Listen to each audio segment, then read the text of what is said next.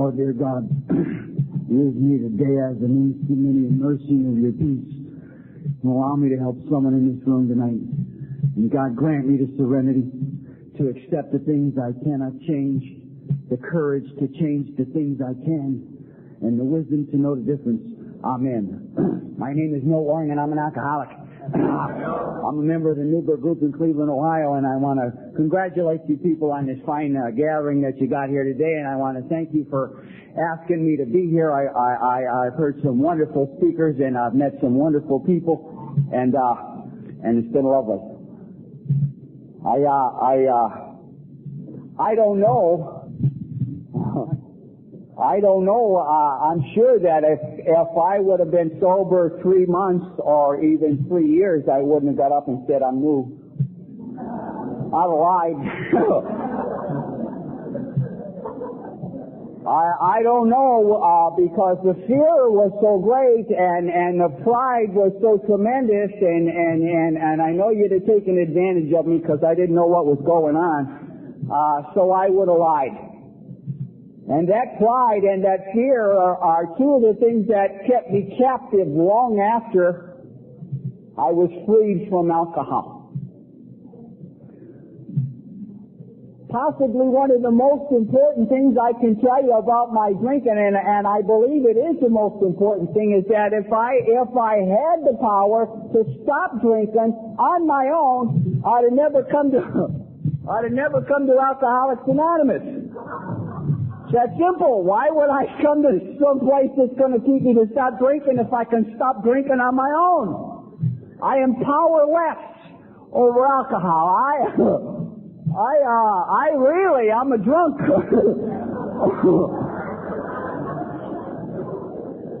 I made a decision to stop drinking in January the 15th of 1970. The fact that I made that decision in the city jail had nothing to do with the decision. If there's anything I can tell you about jail, it's I jailed well. I did good in jail. I never missed a meal. Never missed a meal. So if it wasn't jail that prompted me to stop drinking, and it wasn't, and believe me, it wasn't hospitals that stopped me from drinking, although I went to a lot of them too, and it wasn't beatings, because I took a lot of them. What was it? The fact is that I had lost control of my life. And I knew, I admit that, I lost control of my life long before January the 15th. I just didn't know it. I didn't know how to control my life was. I liked to drink, and I really did, and I dedicated everything to that. I didn't waste my youth on growing up. I didn't bother with jobs. I don't think I bought anything worth over $50 in my life at that time,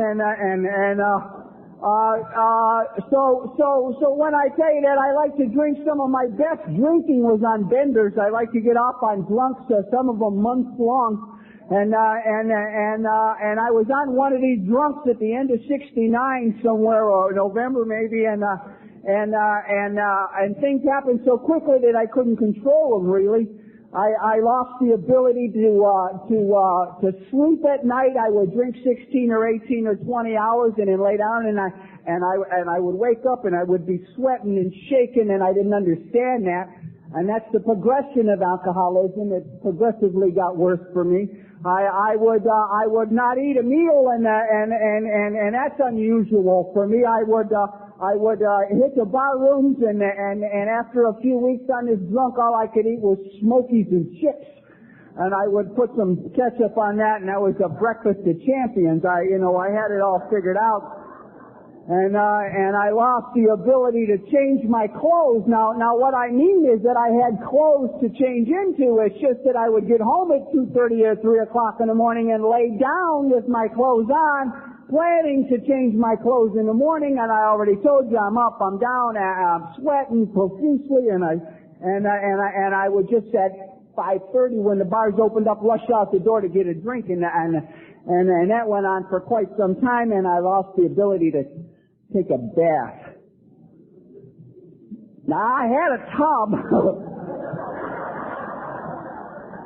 I just couldn't get into it, you know, and I was a drunk, and what I'm telling you is I needed a drink more than I needed a bath.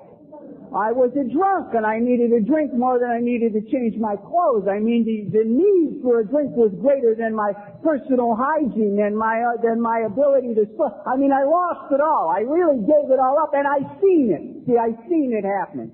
I would go weeks without changing my clothes, and you didn't have to ask who it was. I knew who it was. I knew, and I couldn't stop that. I was confused a lot. I didn't drink and black out. I would drink and get confused. I drank until I was like a sponge. I couldn't get any more in me, and it would run out of my pores.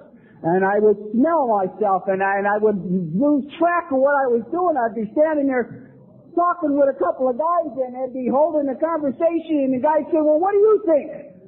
Well, I had the answer to that question. I knew the answer to that. I had an opinion on that, and I just couldn't get it out, you know.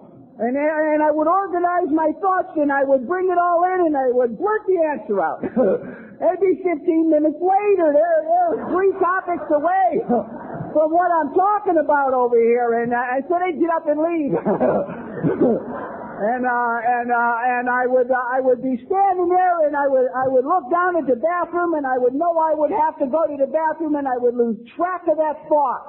And I would just look down, and I had wet my pants, and this is not how I had been drinking for years. This is how the drinking had progressed.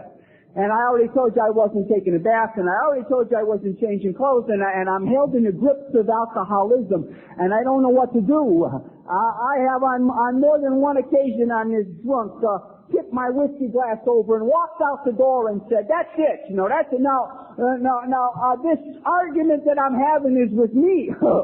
There's no one else to discuss with, and so I'm holding this conversation verbally with myself, and I walk out the door, and then I would walk back in because there was nothing I could do but drink. But in the front of my mind, I knew that when I got off the drunk, I would not drink no more. In the front of my mind. Now, I knew that I couldn't just get off the drunk. I was done drinking when I was done drinking. It wasn't a matter of my own circumstances. It was a matter of external circumstances. I never drank intelligently. I tell you honestly, if I could have drank 500 gallons of whiskey a day, I would have drank 500 gallons of whiskey a day. I drank to capacity. I drank to capacity. I never drank more on Saturday than I did on New Year's Eve. You might have bought more on New Year's Eve, but I always drank to capacity. At the end of this drunk that I'm talking to you about, they did me a favor really. They picked me up and they put me in this cell in the felony tank instead of the drunk tank. And they refused to charge me. They didn't know if the guy was going to live or die. They didn't know what was going to happen. They just held me on a suspicion charge for 3 days. They put me in this cell and without whiskey for 3 days, and in 3 days I dried out. Oh, I'll give you this. I come off hard. I always come off hard, but they were mad at me. They didn't bring me a bologna sandwich and a cup of coffee for breakfast, and they didn't bring me a salami sandwich with the little seeds for lunch and a cup of coffee, and they didn't bring me nothing for supper. And for 3 days I didn't eat, and for 3 days I was in a cell, and I come off of this horrendous drunk, and there was nothing in the cell but a steel cot and a downbolt. And I had the heaves and the runs and the dry heaves just like every other drunk I got off of, and hot pipes, and that meant I had to kneel down and drink from the toilet I had just gone in. And I'll tell you, if there's anything that just really cements it in my mind as I'm sitting in this cell and I'm shaking and I'm coming apart, is that this will never happen to me again.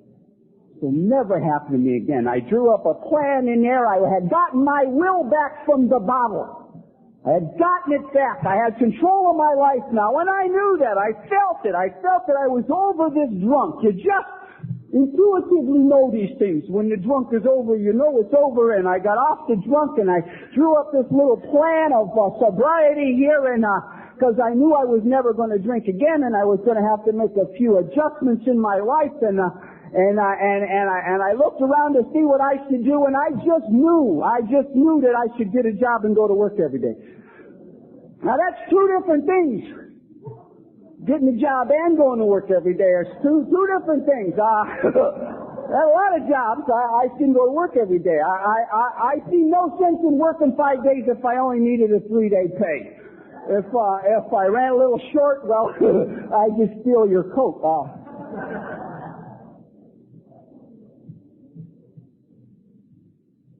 I was going to get a job and go. I looked at these guys that I hung around with. I'm sitting in this cell, and I looked at these guys I hung around with, and I said to myself, these guys got married, and they quit this drinking. They quit this drinking. My mom always used to say, find a nice girl and settle down.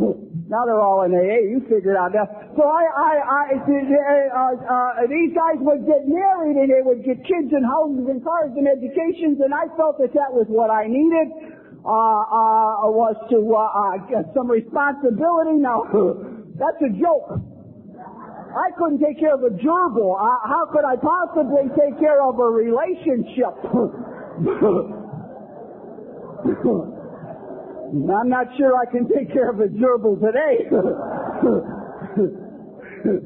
So I felt that this is what I needed, and now I had a Pollock neighbor, and that guy used to go bowling 4 or 5 times a week, and the cops was never at his house, and they were always coming to my house, and I never seen his refrigerator fall through his kitchen window, and mine did, and I never seen him throw his couch out his living room window, and I did, and so I felt I would go bowling.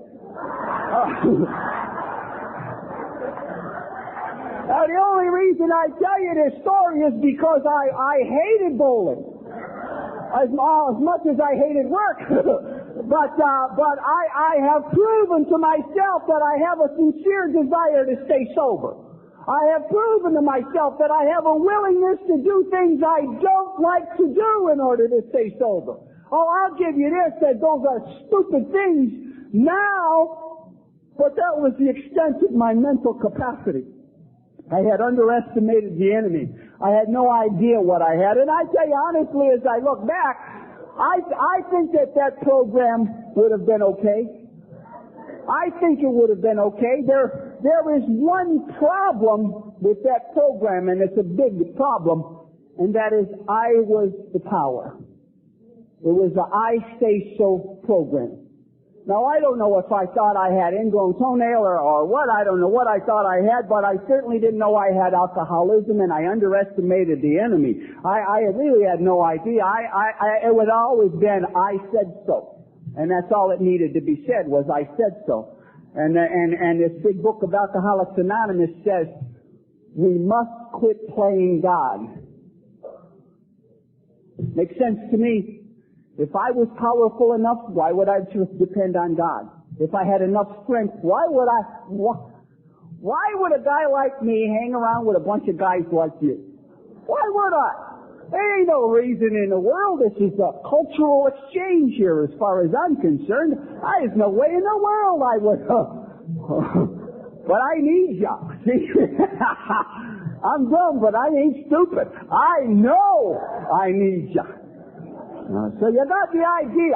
You got the idea that I've got a plan. I got a whole deal, and it's going to work, and I know it's going to work because I said so. I walked out of that cell, and I followed through with that plan that I just told you about. I went on, I got a job, and I went to work every day, and I got the responsibilities, and I bought a Bowmo.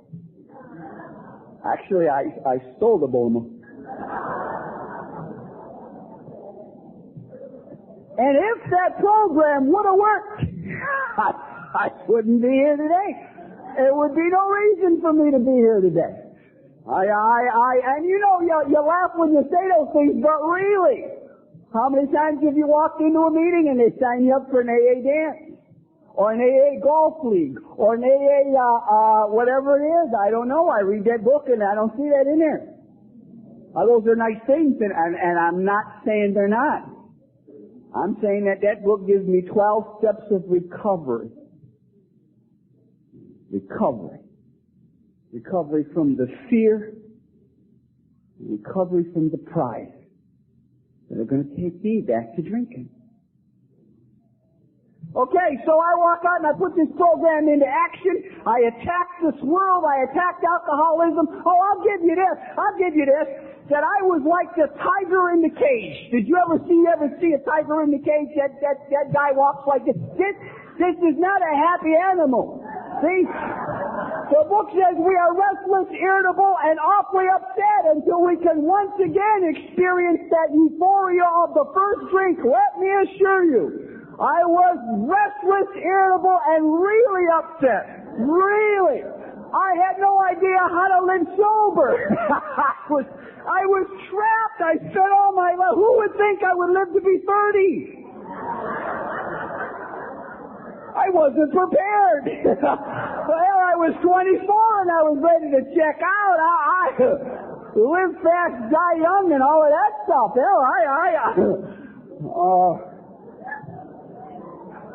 Now that I'm sober, I'm lost in this sober world, and everything is wrong. Nothing is right, because I don't know how to live. I really don't know how to live.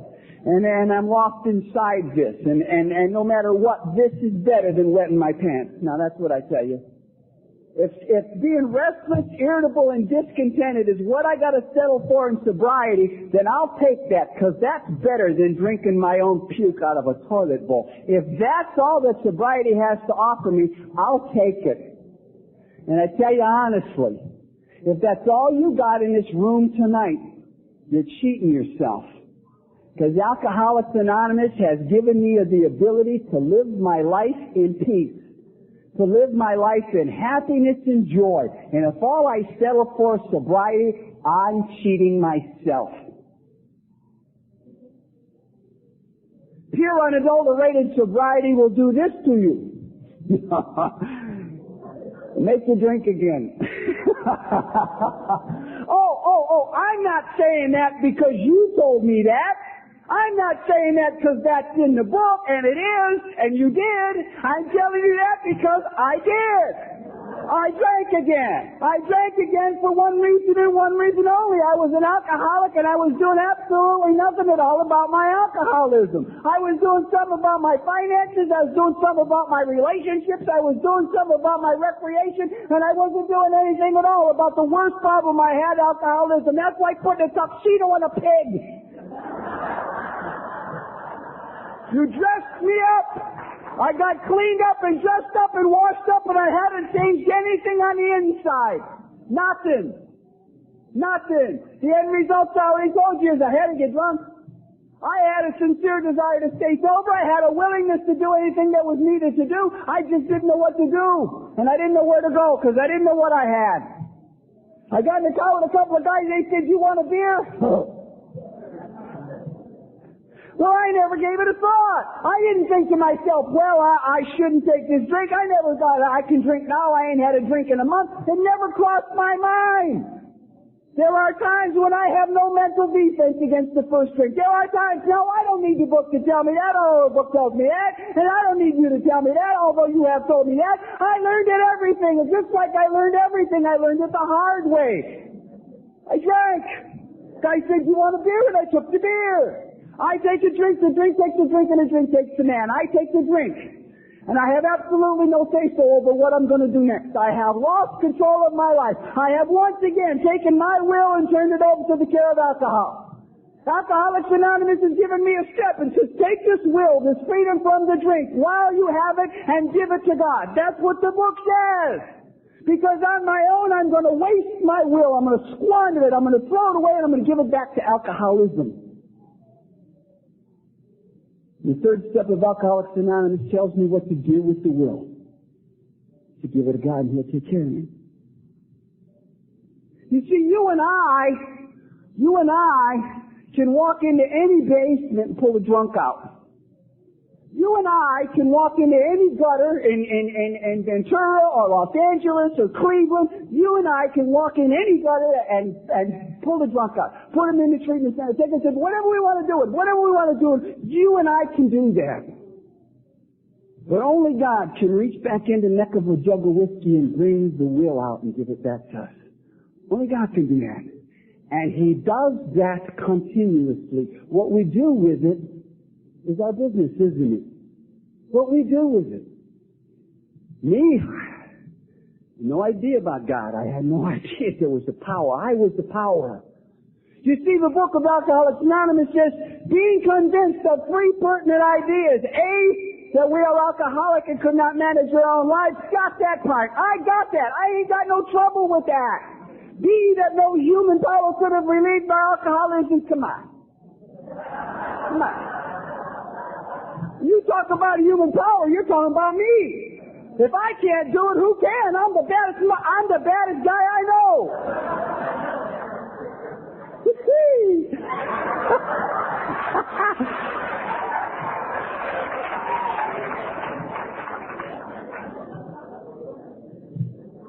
Being convinced, it says. Whiskey has the way of convincing a guy like me. Let me assure you that. Okay, so now I drink again. And I'll tell you what happens to me. When I take a drink, something happens to me that doesn't happen to the rest of the world, and that something is the thing that separates you and I from them, called the phenomenon of craving. See, they don't experience that. You've heard it from this podium many times tonight, this weekend. They sip the drink. It makes me sick. It makes me crazy. They sip the drink. They put the drink down because they don't have the phenomenon of craving.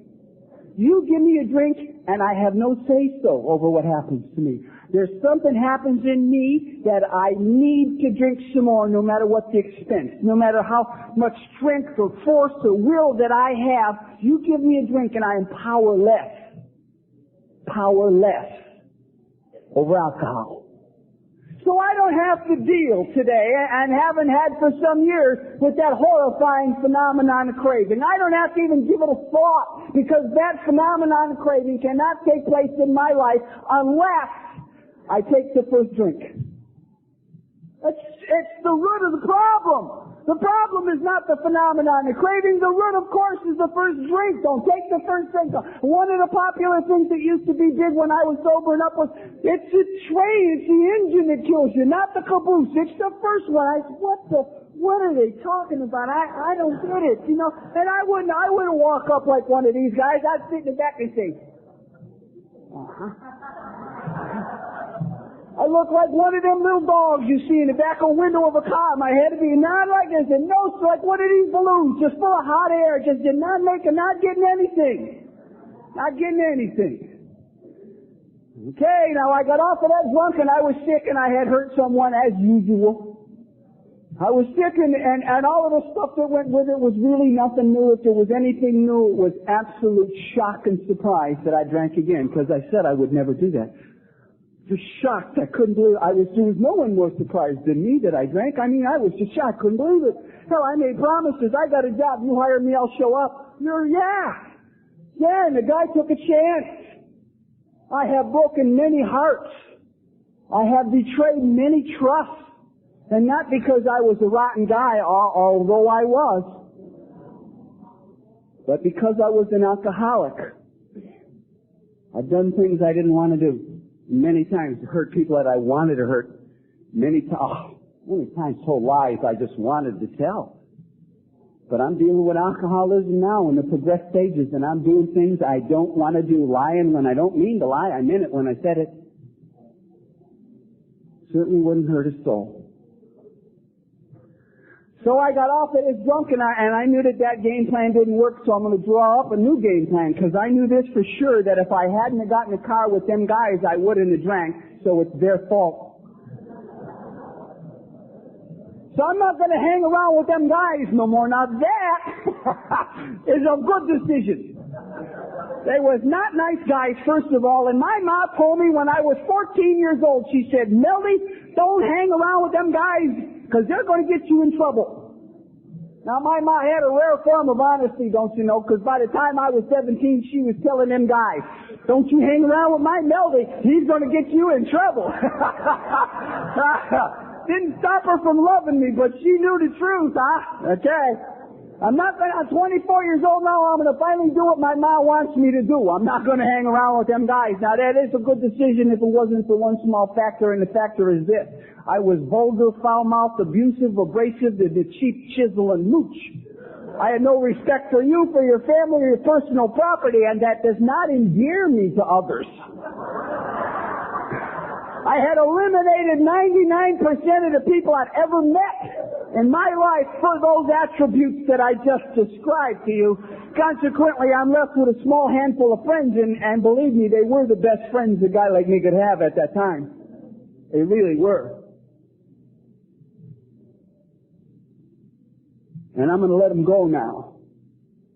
The only friends that I got. Not because I'm mad at them, but because I have a sincere desire to stay sober and a willingness to do anything I have to do in order to stay sober. And if I think my drinking is their fault, they're gone.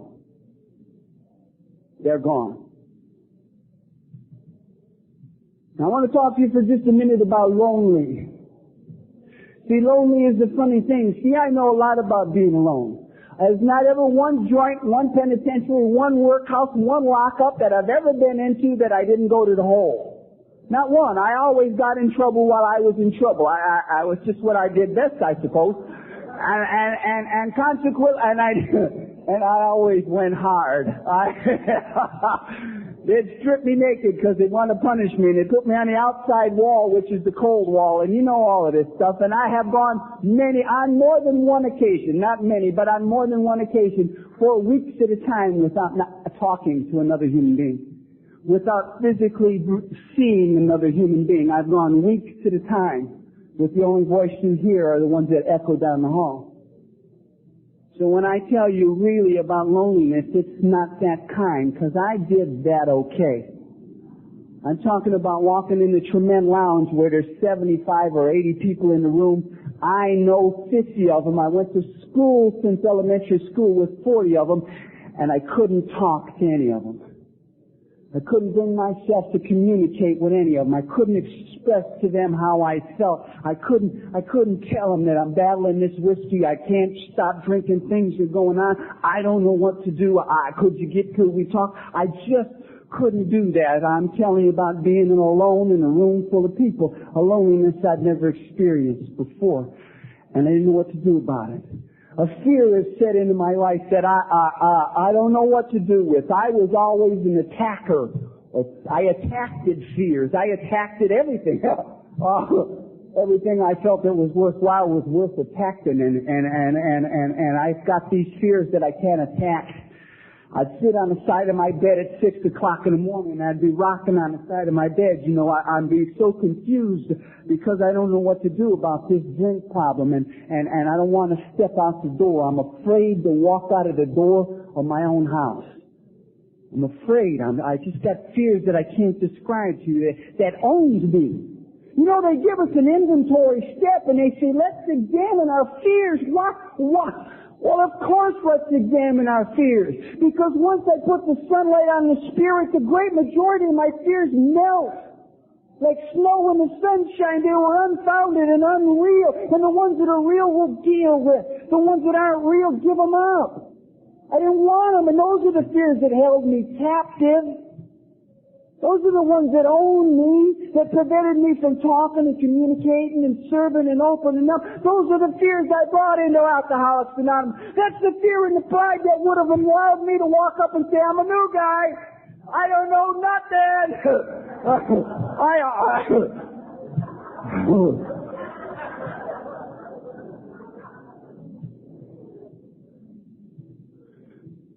Hopelessness set into my life, a hopelessness that's very difficult for me to describe. You see, I never had a lot going for me, but I always had a lot of hope.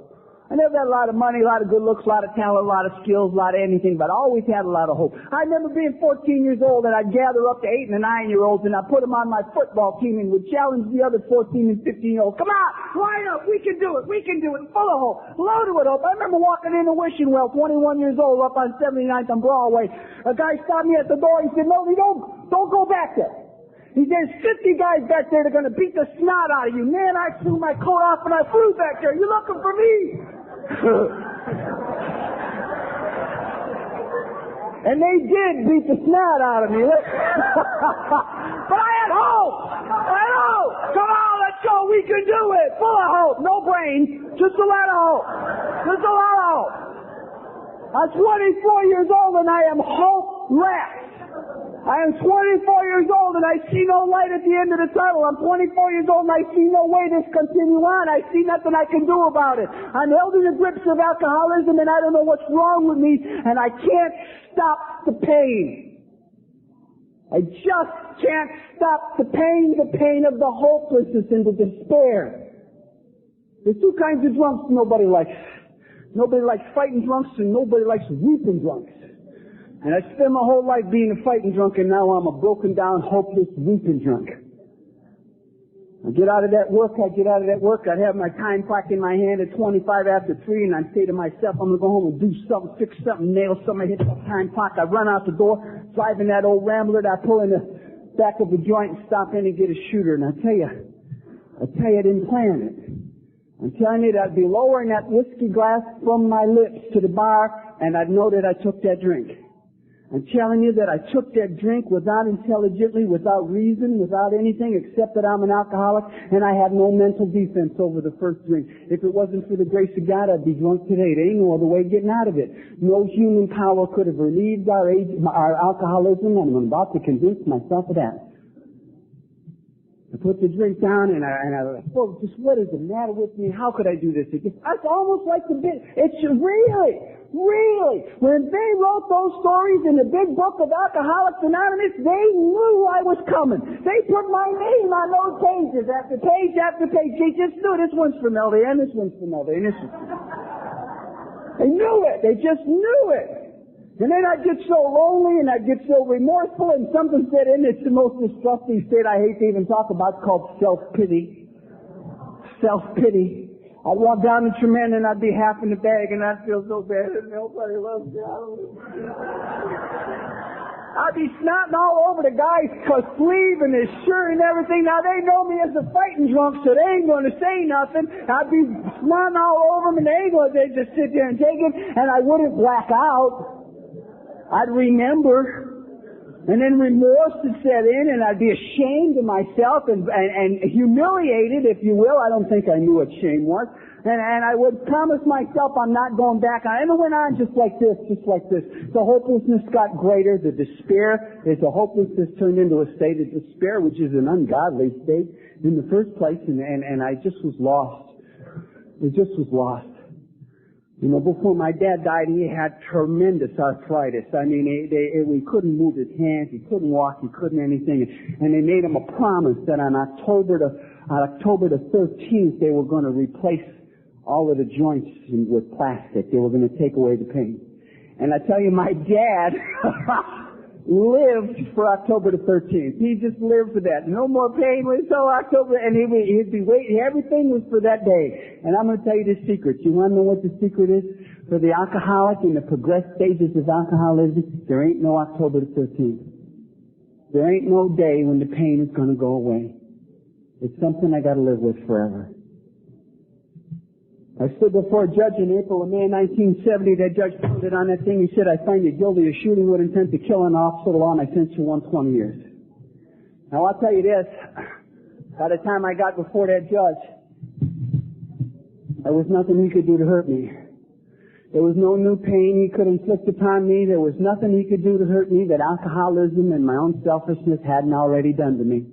I stood before that judge a beaten man. I stood before that judge just absolutely hopeless.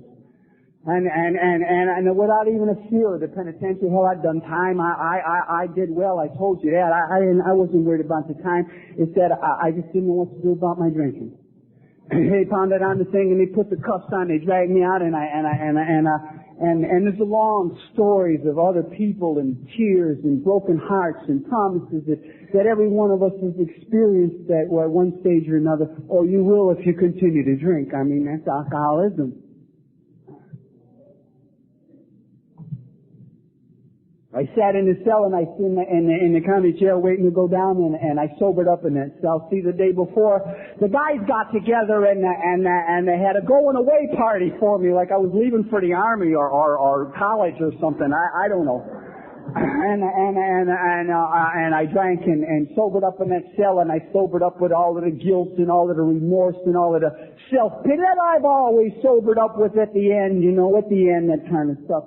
And it's not unusual emotions and feelings. You read the paper, I don't know if they even put it in the paper out here, but you go to Cleveland and you read in between the lines of the paper, a guy hangs himself on a simple DWI charge. A guy takes his shoestrings and instead of waiting for the bondsman, he rides his shoestrings out and a simple charge was an intox charge. I mean, those are the things that I understand, you see. I understand that there is so much hopelessness and so much despair at moments in our life where there does not seem any way that we can continue on. There does not seem any way that I want to pay the price, face the people again. I have to go through it again. I understand that completely. The big book of Alcoholics Anonymous says there are those who make the supreme sacrifice rather than fight again. And I'm telling you, that day in that cell I'd had enough.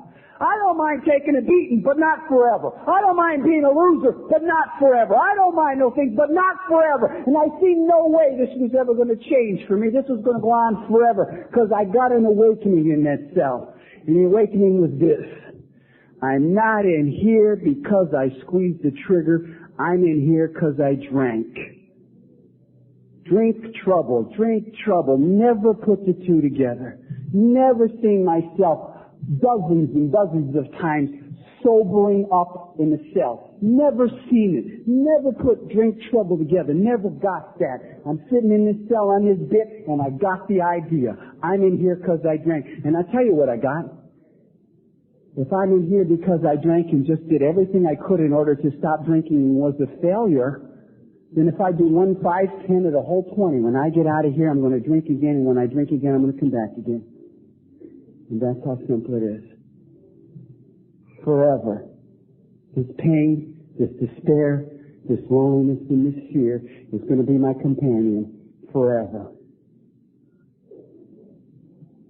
And I did something in that cell in that moment of despair that was more against my nature than suicide, more against my will than taking my own life. And I say it's the toughest thing I'd ever done up to this point, and it was surrender. No human power could have relieved my alcoholism in that day in that cell in that county jail. I knew that.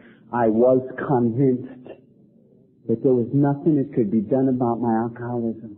See, Bill Wilson talks about the moment of surrender in the big book of Alcoholics Anonymous. He said he was lifted out of his room and put on top of a mountain in the wind of truth or something where the spirit of freedom was blowing by. He said he had a spiritual experience. And I'm here today to tell you that that day in that cell, in that moment of total surrender, and it was total, I had a spiritual experience. Oh, I don't mean I was lifted out of that cell, light come on or nothing, you know. I mean that I believe that God works through people. I believe He works through you and through the committee and through Rick and his wife and everybody that's up there. I believe He works through people. Because that day in that cell, in that moment of total surrender, when the prayer was a cry of sheer desperation, in that moment, God sent me a message. And the messenger was another convict. I was sitting in that cell ready to grasp at anything I could grasp at because I had run out. And 2 bunks away from me, there's a guy talking to another guy about a program called Alcoholics Anonymous. And I was close enough to hear the conversation. He's telling this guy, he said, man, if you ever been busted for DWI or drunken disorder or public intoxication, a program called Alcoholics Anonymous, I was close enough to hear the conversation. The conversation was Alcoholics Anonymous. I got the message. And the messenger was a convict. As a matter of fact, the messenger was a murderer. He just killed a guy. He's ready to be a McNugget in another couple of months. They're going to fry that guy.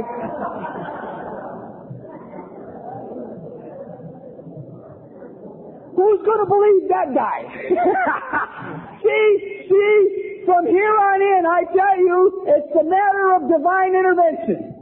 And I don't care if you're in the treatment center, I don't care if you're in this room, I don't care if you're in your living room. It's a matter of divine intervention when the messenger appears. The messenger was a murderer. He was also a convict, and that means he was a liar. And I knew he was a liar. Hell, he was a convict. I mean, I know how to do time. You lie to me for 20 minutes, I'll lie to you for 20 minutes. We'll lay down, take a little nap. We'll come back and start all over again. I mean, that's how you do time. I've done time. I know how to do time. There's no reason in the world for me to believe this guy. Alcoholics Anonymous, that's the first time those words have ever caressed my mind. Alcoholics Anonymous, first time. In the state of divine intervention, I'm telling you, I believed this guy even though he was a liar. Why would I believe this guy? Why? What? He's got no credentials. 1992, they like to have credentials. They bring people with credentials. Hell, if Betty Ford would have walked into my cell and said, let me talk to you about AA, I'd have bought that, huh? You're the would not believe that. Well, she was still sucking wine in 70, but you know what I mean. You know what send me Kitty Dukakis. Really. Any girl drinks rubbing alcohol is my date. That's my date. Yeah. Hey, come on, we'll stop at the hardware store and get a bottle. Yeah. So God sends me this one with no credentials, and what I'm trying to tell you is this: the truth is the truth, even if a liar speaks it. The grace that God given me is to recognize the truth. The guy spoke the truth, and I recognize the truth. The truth is Alcoholics Anonymous. That is the truth, and it comes from the mouth of a liar. Gold is gold. If it's in the garbage can of Fort Knox, it's still gold. It doesn't change. The truth doesn't change. It can stand unsupported. And God gave me the grace to recognize the truth, and the truth is Alcoholics Anonymous. That is the truth. What I do with the truth is really, it's my program now. The ball's in my court. What I do with the truth, what you do with the truth is up to you. It's up to you. It was up to me. I didn't know what I had in my hands. I had no idea what was happening to me in my life. All I knew was that Alcoholics Anonymous seemed to be the place to go and the thing to do. That's all I knew, and I had no reason to believe that if it wasn't for the divine intervention of God, the grace that God has given me. Just the grace. Just the grace. He's given to every one of us. I got down to the penitentiary and I sent him a letter. I said, I want to join Alcoholics Anonymous. He sent me one back, said, not you.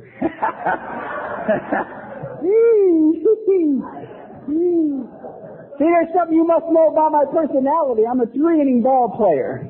I don't finish anything. I start everything. Finish nothing. It's just the way I was. It's just the way I was. I just start stuff and not finish it. It gets a little tough. I didn't follow through. I tried something else. Well, if they don't want me, big brothers. He don't want me to join CC, Cons for Christ. I mean, we had the whole alphabet. I could have gone anywhere. Anywhere. Here's the grace of God in action. The grace of God is this. It pushes my will. It gives my will a little push. When I want to quit a trade, I keep pushing, trying a little harder. That's the grace for a guy like me. I'm doing things I wouldn't normally do. He said I wasn't there long enough. I had to get out of quarantine. When I got out of quarantine, I shot him another letter, a kite. I said I want to join Alcoholics Anonymous. He said, come in, we'll give you a test.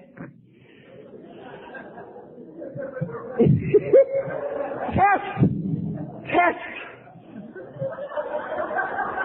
A lot of people hear test, they think study. I hear test, I think cheat. That's just the way it is. I just am a cheat. I'm a cheat. I just cheat. I went in to take the test. The convicts that were given the test was from Cleveland. I said, hey, how you doing? Hey, is everything good to see you? Yes, you know, we used to talk about homes and homeboys and that stuff in the penitentiary years and years and years ago. Now the people in the street are trying to talk like the people in the penitentiary. Figure it out. Doesn't make no sense. When we start our little homeboy shuffle stuff, how you doing? Good to see you. How's everything going? All right, good, all right. I said, hey, what's the answer to this one? Where are you from? You from the West? Oh, I hated the West. I love the West Side. How do you know so-and-so? So what's the answer to this one? I was sober 11 years. On my anniversary, I was telling the story at a midnight meeting at 2 o'clock in the morning. The guy in the back of the room jumped up and said, that was me! That was me that gave you the answers!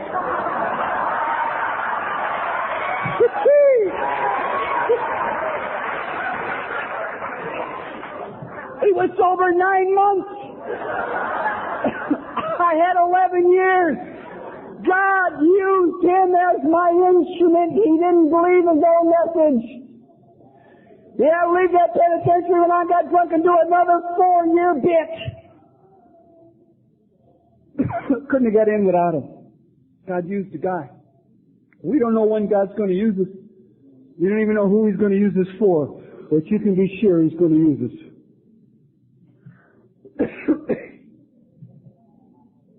I joined Alcoholics Anonymous. I went to an Alcoholics Anonymous meeting.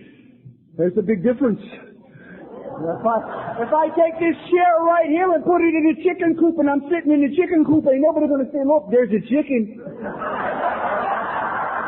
Well, to be a chicken, I got to do something. I can put this chair in a meeting of Alcoholics Anonymous. That don't mean I joined AA. If I'm going to join AA, I got to do something.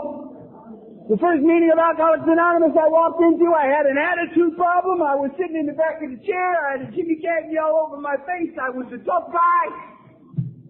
The guy got up to lead the meeting as I'm leading the meeting tonight, and he talked about alcoholism. Didn't it all talk about drunkenness? He talked about fear and pain and loneliness, and he talked about tears and self-pity. He talked about all the secrets that I had wrapped up inside my guts. He shared his experiences and his strengths, and he gave me back my hope. I'm telling you, I sat in that chair, 24 years old, 220 pounds, a mean convict, a frightened little child, inside. Not knowing where I'm going to go or what I'm going to do or even while I'm here. I don't know why I went to AA, I tell you the truth. It's just the grace of God.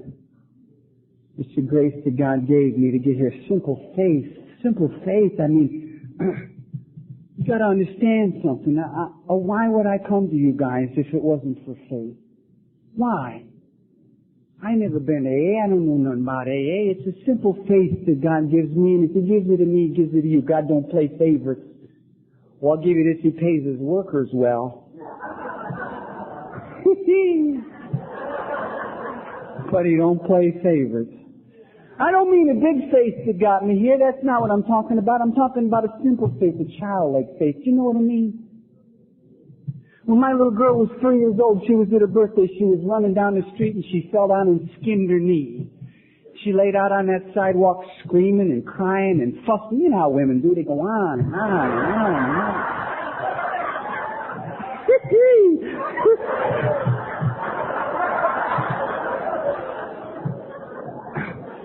So I finally went out and I picked that little girl up and I kissed her knee. I just kissed her knee and she stopped crying. She had faith of a child. You know what? She didn't say, wait a minute, you got a license to practice medicine, you got Blue Cross or hospitalization or something. She just needed somebody who cared. Somebody to take time, somebody to be interested in her. The faith of a child. She needed the touch of her Father. And that's what I needed when I got here, the touch of my Father who art in heaven. And I was okay too. And that's the touch He gave me my first meeting. The guy shared his experiences and his strengths and he gave me back my hope. I'm telling you, I physically felt the fire, the rekindling of the Spirit. I felt the flicker of hope in my soul. I felt it. Yeah, that's it. That guy knows that. That guy knows. He knows. He's got the answer. And when the meeting was over, I grabbed an ashtray and I emptied it.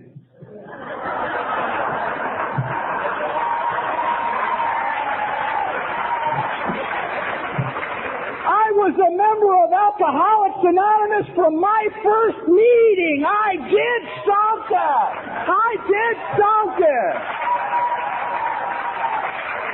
And when the meeting was over, I knocked the tables down. I knocked the chairs down. And the next meeting, I set the tables up and I set the chairs down and I got coffee duty. And it wasn't like these pots over here. The coffee was in a 15-gallon soup pot across the yard at the officer's dining room. And I felt like that kung fu guy. I grabbed that big pot. I got my arms around that pot. I be carrying that pot across the yard. I'm a member of Alcoholics Anonymous then because I'm doing something, and I'm a member of Alcoholics Anonymous today because I'm doing something. I know how to stay sober. Get busy. And I'm not about to tell you. I'm not about to tell you that you can stay sober on ashtrays and coffee cups, but I am about to tell you that I bought enough time with unselfish acts and good works until I could work the steps.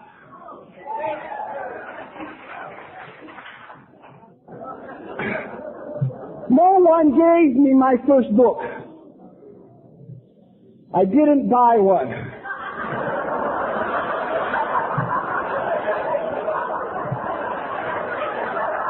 The library didn't rent them. How did I get my first book? You betcha. You betcha. You betcha. Guy walked in the room from the outside. He had that book in his hand. He put the book down the floor. We're talking to some friends. Hey.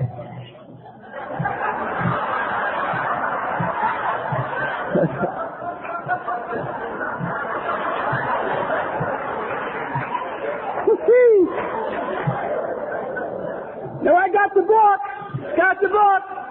I go back to my rack with that book, and I'm excited now. I got the book, this book that they've been talking about, the book, it's in the book, read the book, it's in the book, I got the book. Open up the first page of the book, and the world was running rampant, and I turned the page and I forgot what I read. I totally just forgot what I read. Turned the page back, and the guy was in some kind of cemetery, and I turned the page and forgot what I read. I wasn't getting this. Turn the page back, and the grenadier, and he's in the bye-bye pot or something. I turned the page, forgot what I read. What's this book? I've thrown my big boy. This don't make no sense. What are they saying here? What are they talking about? You see, the secret to the big book of Alcoholics Anonymous is in the jacket. I never read the jacket. At the very bottom of the jacket, on the cover of Alcoholics Anonymous, on the jacket, it says, "This is a textbook." I thought the big book was recreational reading. I had no idea. I had absolutely no idea what they were saying to me in this textbook, because it needs to be studied. And if you don't grab what it says in the textbook, that's why they got sponsors. Usually you could call them tutors. You can call them interpreters. You can call them anything you want to call them. But that's the way it is. That's just the way it is. So if you're a new guy, and all you new guys, it's an amazing thing. The oldest 4 or 5 people in AA in this room were women. The youngest 4 or 5 were men. You don't last long in California. I can see right now. I better stay in Ohio.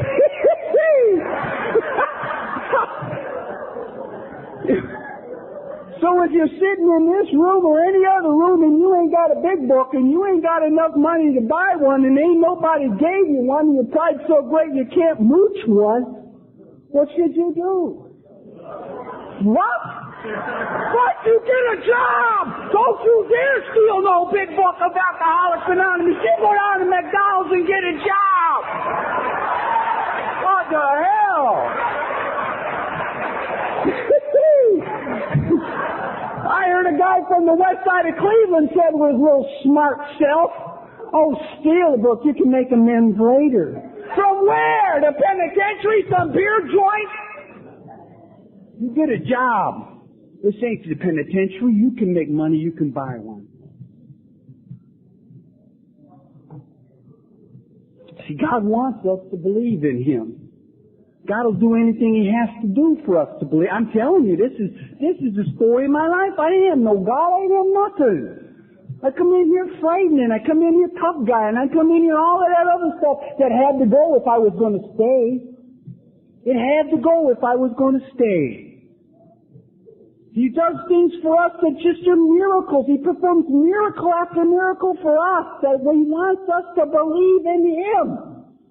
I mean, you got clubs here, huh? You ever sit in one of these clubs and a drunk runs in, I got a job, it's a miracle, I just walked in and God said, go there and hire me, I got a job. 2 million people a month get hired in the world, an alcoholic gets a job, it's a miracle. It's a miracle. And it is, I'm not discounting the miracle, I'm not at all, get me a job. I'm talking about the personal miracle that God performs to us, we feel it, we know it, this is a miracle. Hey, but there are some people really who don't get it. You know what I mean? Miracle. You're sober, you're worthless sot. You can't stay sober, now you're sober and you can't see the miracle. You can't see the miracle. I'm one of those guys. I couldn't get it. I didn't get it. Where does God see? God could and would if He was sought. I got A down good, B down positively. But why? I got to get to God. I got to get to God. The prayer of sheer desperation opens the door. My road to God is paved with alcoholics. It's paved with people who share their personal adventures. It's paved with people who have proved to me that God could and would if they were sought. You know, many times you hear quoted, and it says, we tell our stories, what it was like, what happened. Yeah. But it also says, our personal adventures make clear those three pertinent ideas. And this personal adventure I'm giving you today had better make clear those three pertinent ideas. Because I'm the messenger. I ain't the message. I'm just the messenger. I never got it. You know, I didn't get it. I didn't get this power. I didn't quite understand it. It's, you know, if I could see it, touch it, and break it, I could believe it. But the book says we step from the bridge of reason to the shore of faith. I don't know exactly what that means, but I know for sure that somewhere I had to take a chance. And just going to an AA meeting was a chance, and I had to continue to take chances for a long time. For a long time. You ever hear this story? See, there's all kinds of these stories that convince you there is a God. There's all kinds of stories that convince you God will do things for you. Did you ever hear this about another guy like me? Didn't get it? Riding on a horse off the crucifix, and Christians going to throw rocks at him and string him up and stuff, and God knocks him off the horse with a lightning bolt. Big miracle. We would all buy that one. We all look for it too, I think. Big miracle. That's the big one. God said, can we talk now? He got the guy's attention. Can we talk? Can we talk? You understand what I'm saying? Yeah, you know what I'm saying. Who's going to believe that story? Would you? I don't believe it. If it didn't happen to me, I wouldn't believe it. I go to the parole board, I'm there a year, they called me names. They said I was a detriment to the decent people of society, and they had no alternative but to give me a nickel. 5 years. I was devastated. I hadn't been to the hole. I had this program. I was doing things with my life I couldn't believe. The parole board said, you got anything to say for yourself? I said, I'm in AA. I really had nothing else going for me. I'm in AA. I pressed the buzzer on the side of the thing and said, get this guy out of here. See, 1978 didn't carry the weight it carries in 92. It didn't carry it. You have court slips. You got court slips out here now. You know what them court slips are?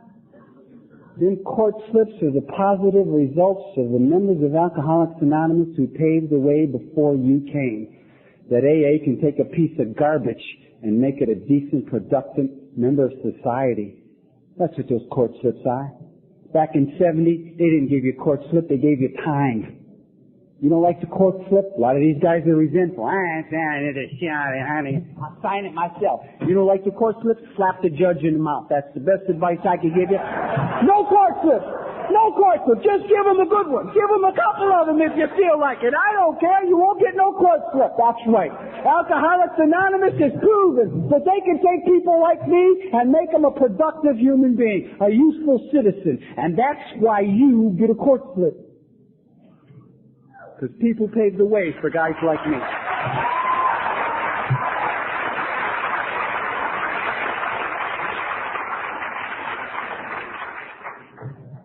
And at the same time, in the same token, not to get off the track, but there are a lot of people in AA who don't like people with court slips.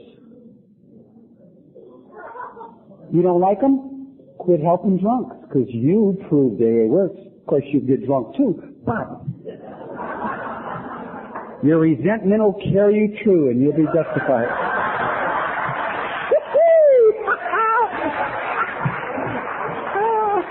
What the hell was I?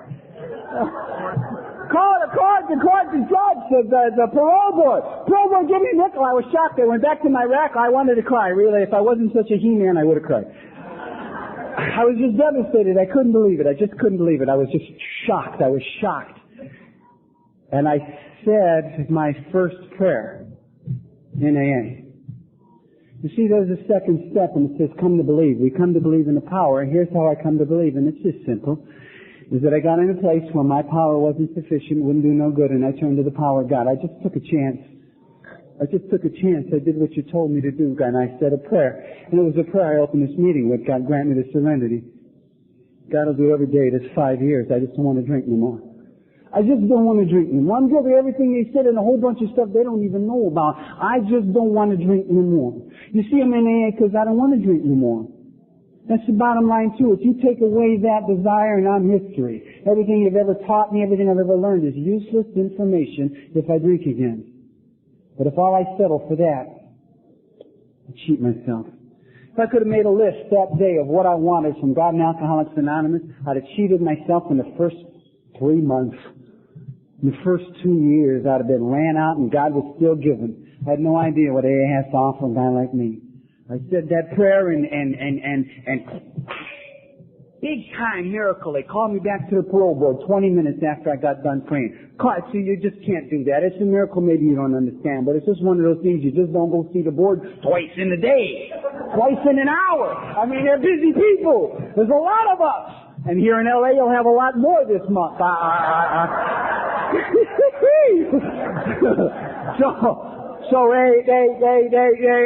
said this prayer. They called me back to the board. They sat me down in the chair and said, we changed our mind. That doesn't make any sense. I don't get that. They said, we changed our mind. We're only going to give you 3 years instead of 5. And I'll tell you, I went back to my rack and I tried to turn that around and try to look that around and try to figure it out. Now I'll tell you something. Here's this. If I would have done this, the reduction of sentence would make sense. If I would have done this, see, I'm not a buyer, I'm a threatener. I understand your house is going to burn down next week and I'm so sorry to hear that, if I don't get a reduction in my sentence. You know what I'm saying? You know what I'm saying? I mean, that's I'm an intimidator, so to speak. You know what I mean? I went back to my rack after the second time to the board and I realized something, that I hadn't done anything to influence the parole board except pray. God wants me to believe in Him. He'll knock the guy off the horse, He'll give you a job, and He'll let me know that He hears my prayers. And all I got to do is ask. All I got to do is ask. God could and would if He was sought. I sought Him with a simple prayer, and He gave me a magnificent answer. An answer I couldn't deny that was divine. I did another year in that penitentiary, and in that year I got busy. In that year I started a group. I was secretary of a group. I started a discussion. I made 12-step calls against all humiliation and embarrassment. I'm not even going to ask if there are any convicts in this room. I should ask how many, but I won't. But you know as well as I do, in any society, that if you start to do something that's different from the rest of society, you're ostracized. You're taken to the cleaners. You're laughed at and you're made fun of. And I knew this, that I said a prayer and I got an answer, and they told me if I wanted to keep it, I had to give it away. And if you want to laugh at that, you go ahead. But I don't want to drink no more, and I found a power. I've tapped into a power, and that's what I'm going to do. A year after I got that 5 years really reduced down to 3. Big miracle. And you hear these stories for centuries and you don't believe them. Did you ever hear this story about the guy that was chained down in prison, or the apostle or disciple or something? He's laying down there chained up. He got a guard on this side, a guard on that side. Both of them are armed. An angel comes down and says, hey, get out of here. Comes down to the cell, comes down to the prison, tells the guy, get out. The guy says, can't you see the condition I'm in here? And the chains fell off, and he stood up, and the guards didn't wake up. He went over to the door, and the door opened up, and he walked out the door, and he went up and helped all kinds of people, wrote all kinds of stuff. You don't believe that story? You don't believe that story? You don't believe it? I don't believe it either if it didn't happen to me. If it didn't happen to me, God come down and say, hey, get out of here. I said, can't you see the condition I'm in? They brought me back to court. The judge says, you know what, Melody, we changed our mind. We're going to let you go home.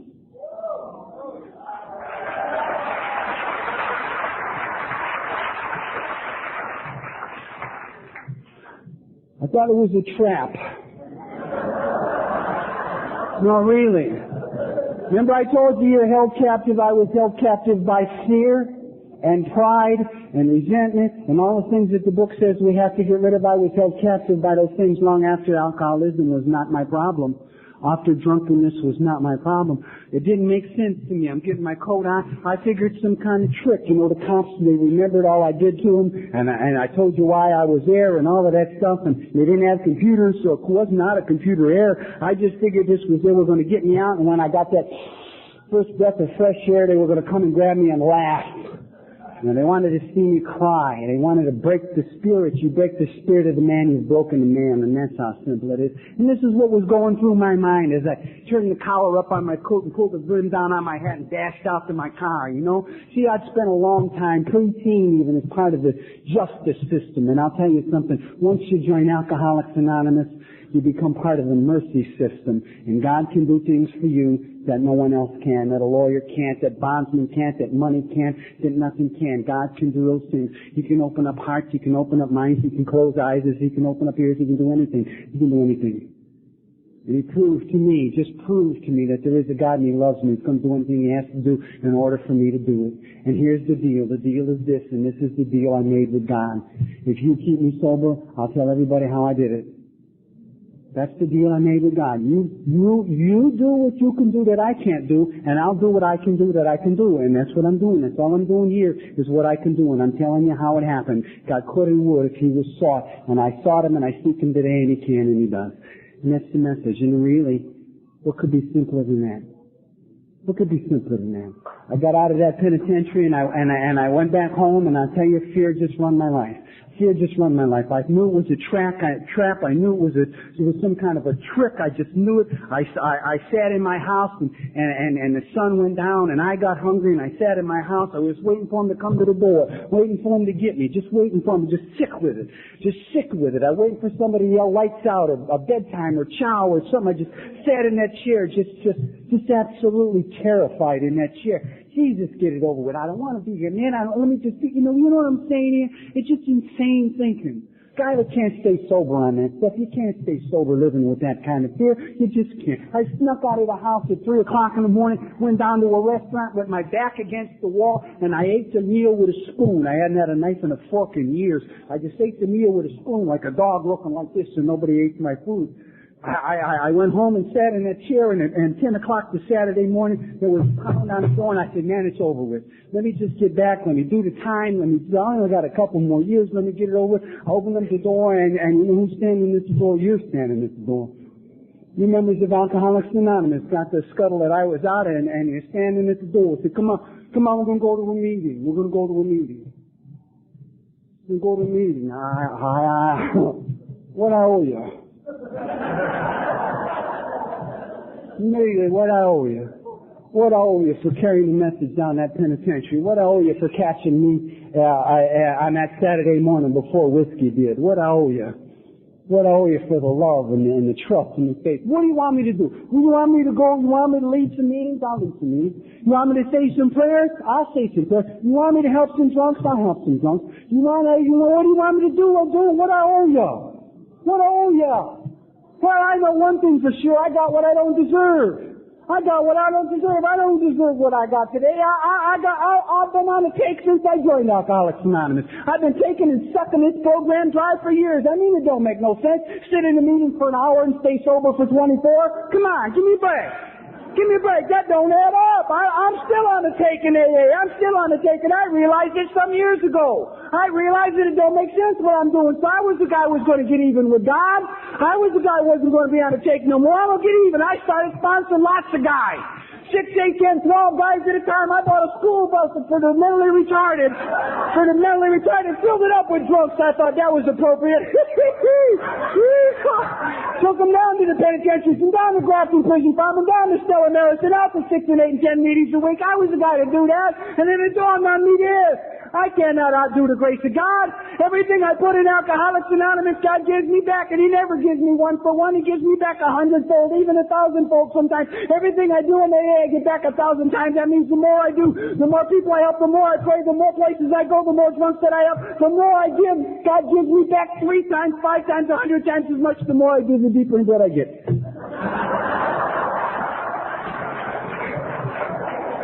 I quit trying to get even with God. I just make payments. Just make payments.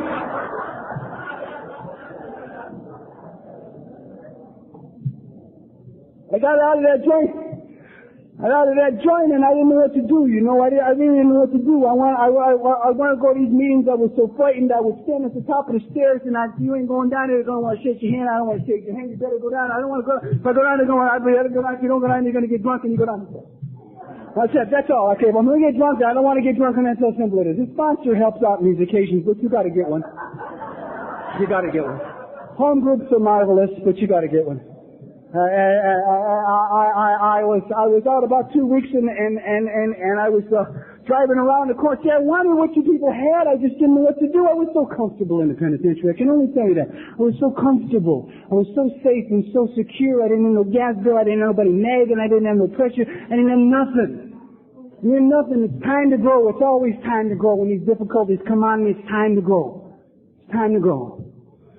I was driving down the street thinking to myself, I can't do nothing. I can't make these calls. I can't shake hands. I can't do nothing. And I was zipping around the corner, and I was in a real hurry. I had absolutely nowhere to go.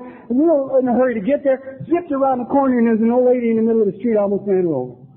I zigzagged my car, get down around her, and you know what dawned on me? About 5 houses down the street, her and a young kid, they were carrying a mattress across the street from house to house, you know. And I almost ran them over, and I got down about 5 houses, you know, I said to myself, I can do that. I can carry that mattress. And then I slammed the brakes on and threw that car in reverse and jumped out of the car and ran over there. He threw the mattress down and he ran away. They thought I was going to beat him up for blocking the street. I picked that big sucker up and I carried that mattress up the stairs and around the bed, and man, I had a smile on my face from ear to ear, because I don't know exactly where it is, but somewhere inside me, there's a place that where you do good, you feel good. I don't know where that is, but there's a place when those two things meet, doing good and feeling good, you get one of these smiles on your face, and that's just how I felt. Man, I felt great. I told her later, I said, I'm an AA, you know. She didn't know what she had in her house. You know what I'm saying? You people told me from the very conception of Alcoholics Anonymous that if I wanted to keep it, I had to give it away. From the very beginning, you told me that the greatest thing I can do to serve God and humanity is to help a drunk. You told me that, and I had no other reason for good acts. I had no other reason for anything I was doing decent in my life except that. Except those things, is that the greatest thing I can do to serve God or humanity is to help a drunk. And when that lady said to me, how can I ever thank you? And she reached for her pocketbook, I said, all you got to do is help a drunk, honey. That's all you got to do is just help us. I had nothing else. I knew nothing else, and that works well. That's a good door to walk through in the beginning. God couldn't. What if he were sucked? What are we looking at? Couple minutes? Are we okay with a couple minutes? Okay. All right. Don't waste my time with that.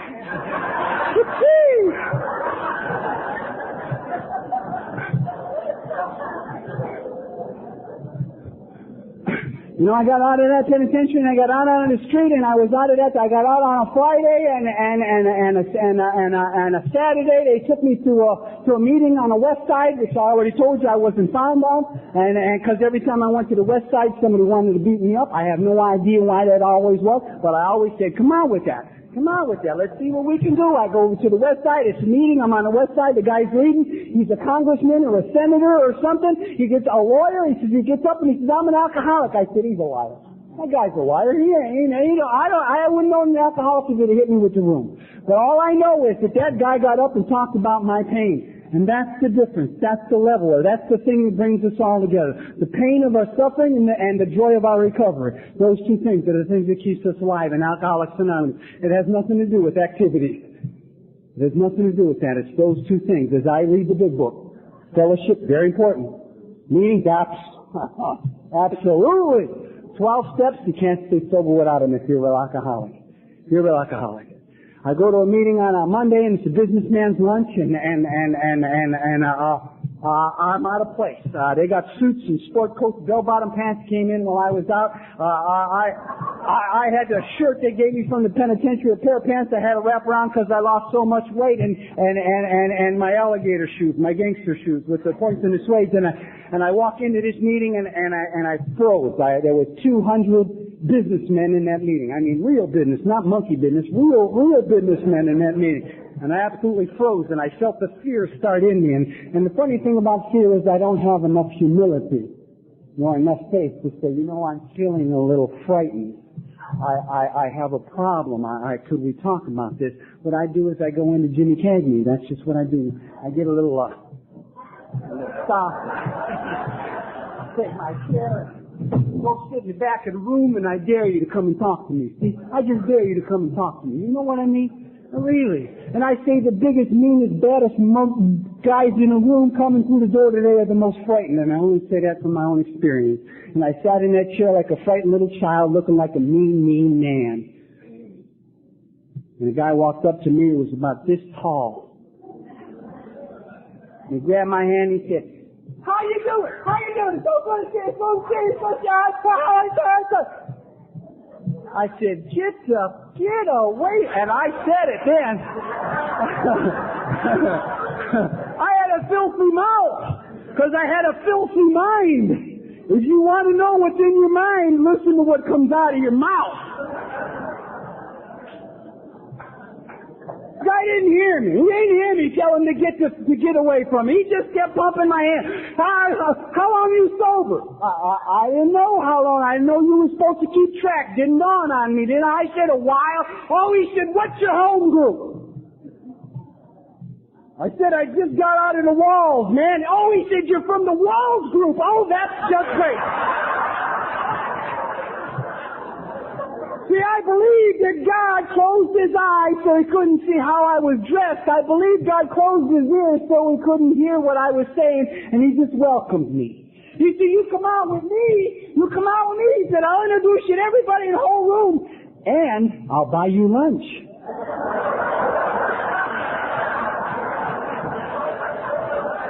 I'm a pushover for the free one. If you're buying, I'm going. You know what I mean? And everybody shook my hand, and everybody welcomed me. Easy does it. Keep coming back. First thing first. One day at a time, they're shooting all of this stuff at me, and I kind of got the idea this was a scam. Kind of got first meeting, really. The first one was an anniversary. This is my first real meeting of AA. I figured it's some kind of scam like the pyramid group. You know what I mean? You're going to shake my hand and you want to buy this. I had my hand on my wallet, so you couldn't get my wallet. Now that's a joke. I've been making 6 cents an hour for the past 2 years. You follow me? I got back from that meeting, and I sat in my chair in my living room, and I got out of my chair and looked at me to see what in the world it was you were going to scam me for. What could you take from me? What did you see that I didn't know? What could you possibly want from me? Now there's a lot of new people in this room, and I'm going to tell you, I stayed sober long enough to find out what the scam is. I know what they want from you. They want to take my pain. They want to take my tears. They want to take my loneliness. That's what they want from me. And they want to slap one of them great big smiles on my kisser so that I can walk around and say, "Easy does it. First things first, and he coming back," and all that other crap. That's what they want from me. They want my day. You betcha.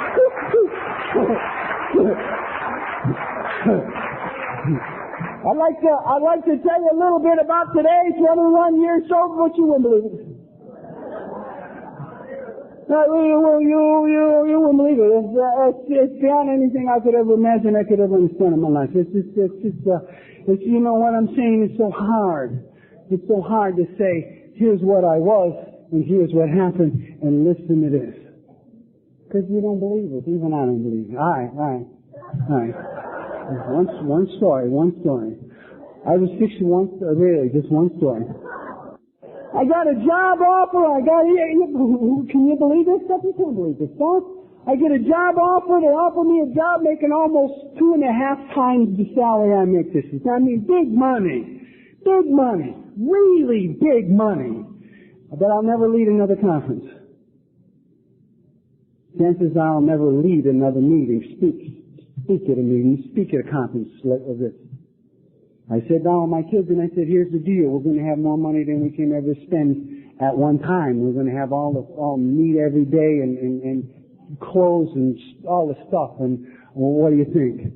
And I told them the option is that I could never do this. And my son says, well, why don't you talk to your sponsor? Why don't you talk to the AA? And my middle daughter says, and she's 14 with long hair and legs up to her neck and I ain't bringing her to California and she said, go for the gold, you know. And my 12-year-old, my little problem child, my 12-year-old, my baby. She said, well, what are you going to do about all of those drunks today? I ain't going to believe it anyhow. So it doesn't really matter, but as you know, I'm here today. So I didn't take the job, and it's just that simple.